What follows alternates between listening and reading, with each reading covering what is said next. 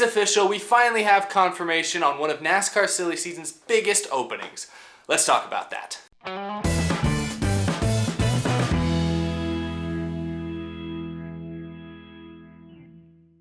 How's it going, everybody? My name is Eric and welcome to Out of the Groove. Just realized I stole the "Let's Talk About That" from Good Mythical Morning. Sorry, Redley, please don't come after me. But anyway, it's great to be back in my apartment. I'm officially back in Austin after spending the winter break with my family, so we're back in our usual setup, back hopefully with a more regular schedule of uploads coming up. I would have had this video up earlier today, but unfortunately I had to drive across the state this morning, and I've been unpacking the last couple hours this afternoon, so a little late to the news here, but I'm sure most of y'all have heard the big announcement today. It was one of the worst kept secrets around the NASCAR world lately, but it's finally out in the open for everyone to talk about. Daniel Suarez has been confirmed to be the new driver of the 41 car for Stewart-Haas Racing. Looking at my invisible watch here, we only have a little over a month until the Clash, so kind of late in the game for an announcement, but nonetheless, Stewart-Haas Racing, Daniel Suarez confirmed today on Suarez's birthday, happy birthday, 27th birthday to Daniel Suarez, they confirmed that he will be driving the 41 car, taking over the car that was driven by Kurt Busch the last few years. And yeah, they gave some pretty important details as well, so I'm going to go through a lot of those details, give you my reaction. I've talked a lot about this already in the last few months, but I want to make my final kind of points and give you guys my final thoughts on this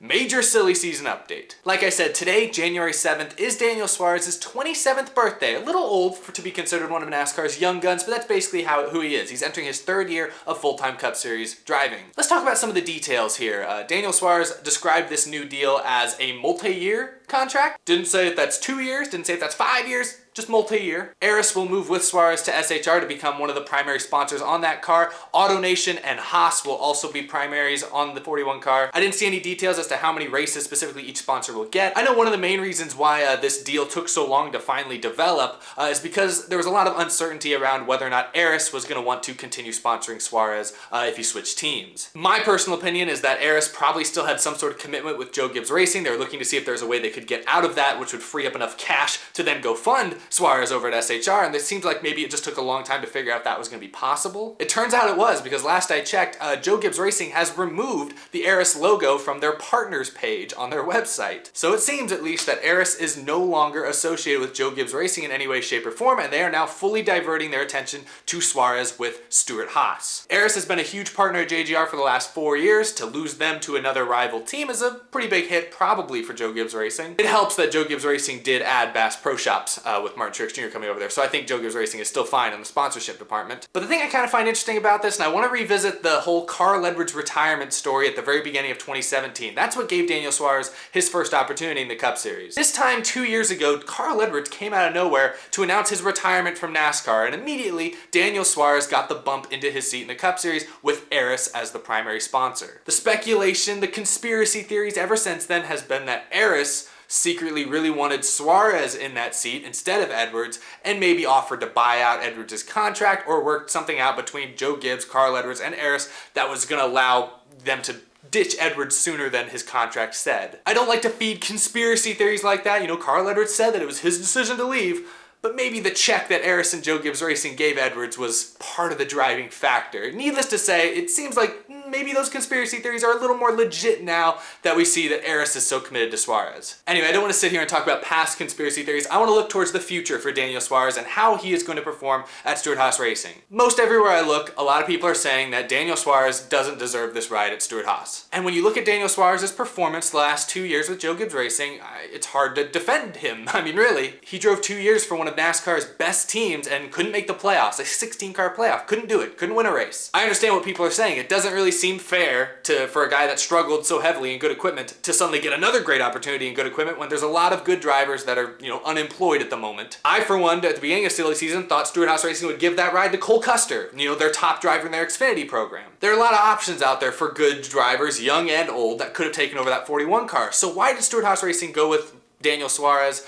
Well, money is the main factor. Eris, like I said, seems to be very, very loyal to Daniel Suarez, and they have a lot of deep pockets over there. But anyway, a lot of people are going to sit here and say that Daniel Suarez doesn't deserve this ride, and in a lot of ways, they're probably right. But I'm going to make the comparison that a lot of people are afraid or just don't want to make. I'm going to compare Suarez again to Joey Logano. I understand the differences. Suarez was in his early to mid-20s when he came up through JGR.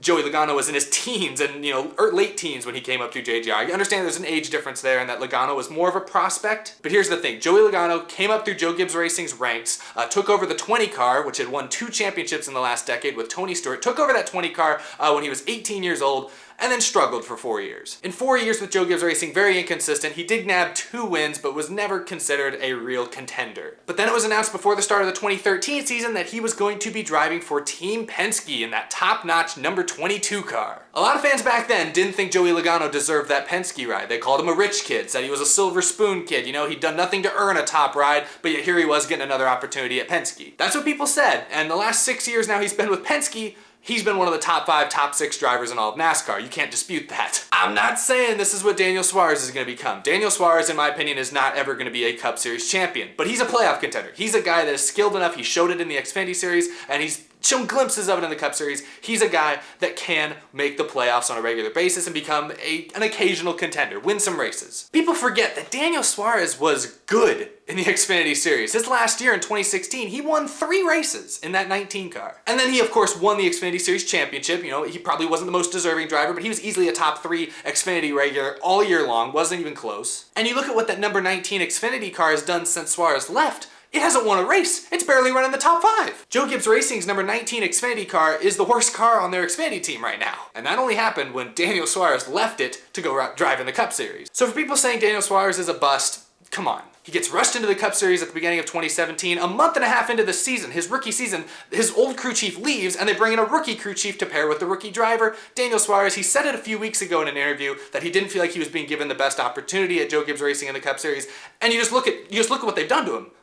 He's not wrong. Moving to Stewart-Haas Racing, a team that has turned several drivers' careers around in recent years. Clint Bowyer was dead, his career was dead and gone until he jumped to that 14 car. He won 2 races last year. Eric Almirola's career was going nowhere. Last year, he won a race and made the playoffs with Stewart-Haas Racing. That team is turning people's careers around. I think Daniel Suarez is just going to be the next guy on that list. I think I've made my point here. I'm not going to sit here and say Daniel Suarez deserves to drive that 41 car. I mean, that's a top 5, top 6 car in NASCAR. Daniel Suarez likely will make the playoffs this year if you ask me, but he's probably not going to win races. I don't know. Has he earned a seat in that 41 car? Probably not, but I'm excited to see what he does in it because I think this could be the breath of fresh air he needs. I'm very excited for Daniel Suarez next year. If he does well, NASCAR is going to do well because, Daniel Suarez has that international appeal. That's very important, and, he just seems like a super likable guy. I mean, how can you not like Daniel Suarez? I really hope he's successful because he's a personality that NASCAR needs to succeed. No offense to all these other young guys, but Eric Jones, he could win 5 races next year. Nobody's going to care. Chase Elliott, I know he's the most popular driver in NASCAR, but he's got the personality of a brick wall. Alex Bowman, William Byron,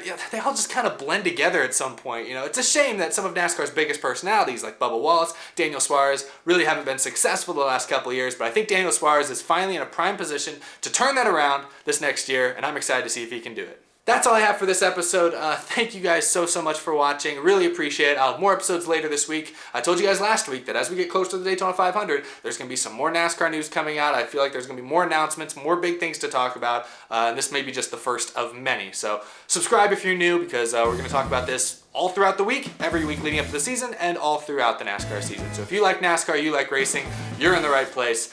We talk about everything and anything. Anything and everything? All the things. We talk about all the things in NASCAR every single week, so subscribe if you're new. Thank you everyone for watching. Follow me on Twitter, follow me on Instagram. All those links are down below. Check out my P.O. Box. I actually just picked up a bunch of mail over at my P.O. Box before I came home today, and I got a package and some other things to open up, so I'll show those off in a video in the next few days, so keep an eye out for that. Thank you for sending me things. T-shirts, you can get an Out of the Groove t-shirt of your own, or hoodies and all that type of stuff. Those are also down in the description as well. Thanks for checking that out. And of course, thank you a ton to our Patreon sponsors. Thank you Michael Harrison at GWiz of the Stars, SelfishGifts.com, Mentally Defective, Cameron James, Tice Moore, and the rest of these amazing supporters. Thank you all so much for supporting the show into the new year. I promise you 2019 is going to be pretty darn special for not just this show, but this entire YouTube channel. So thank you all so much for being a part of it. Really means a lot to me. Keep an eye out for more videos. I'll also be doing some live streams again now that I'm back in Austin, so keep an eye out for that. Should be a lot of fun. I'm excited to see how the 2019 year goes, not just for NASCAR, but also for this channel and for this show. I think we can go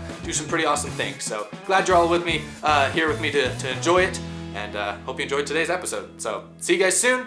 Have a good one. Hope your weekend was great. Talk to you later.